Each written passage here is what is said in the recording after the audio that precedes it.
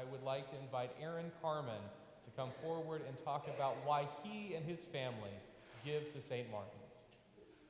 Good morning. As Father Josh said, my name is Aaron Carman.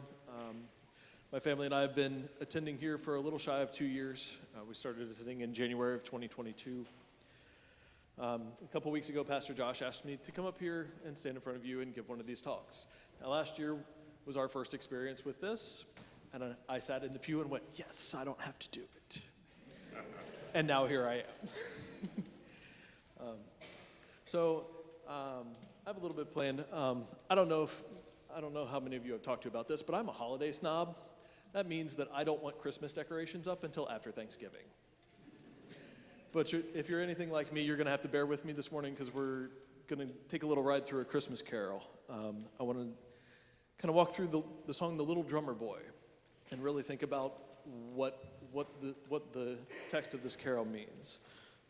And I believe the first verse is essentially how we should be thinking about how we give of our time, gifts, and money to the church. First verse is, "Come, they told me, a newborn king to see, our finest gifts we bring to lay before the king, so to honor him when we come." Now, what does it mean to bring our finest gifts? Is our finest gift even money? I'd argue that of the gifts we have to offer, money might be the least in the eyes of God. While my family can afford to give a pretty significant amount now, that wasn't always the case, even as recently as a few years ago. During the annual giving campaign, I often find myself wondering what God thinks about the focus that our society as a whole has placed on money. Please don't misunderstand. I recognize that and even agree that financial giving is important to the life of the church. We would not be completely unable to have the amazing staff and clergy that we have if we could not afford to pay them. And while ministry certainly is a calling, it's also an occupation. And I've seen something here that I've seen at every other church that I've been to in my 42 years, which numbers something like a dozen.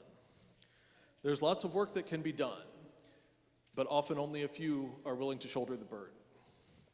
Which brings me to the next verse of the carol. "Little baby, I am a poor boy too. I have no gift to bring that's fit to give the king. Shall I play for you on my drum?" This verse makes me a little bit emotional for a couple of reasons. First, for the majority of my life, I was the little boy / young man with little or nothing to give financially. And second, there's a family who used to attend here that my wife and I became acquainted with that stopped attending. And when we reached out to them after a few weeks of not seeing them to find out why, they mentioned they decided to find a different church because they always felt like the poorest people in the room. And because they were unable to match the material wealth of the other people in the congregation, it made them feel unworthy of worshiping here with us at St. Martin's. These two circumstances influence what I'm speaking about this morning in a major way. Each person on the planet was created with different gifts, each with his or her own role to play in God's kingdom, which leads us to the last verse. "Mary nodded. The ox and lamb kept time. I played my drum for him. I played my best for him.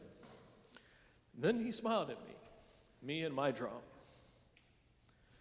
The boy's musical offering, played from his heart out of adoration for our King of Kings, was enough. My family and I are now both able to give both financially and of our God-given gifts. At least a couple of Sundays a month, including today, you'll find me at the bell tables or up in the choir loft, or listening sessions for the profile committee.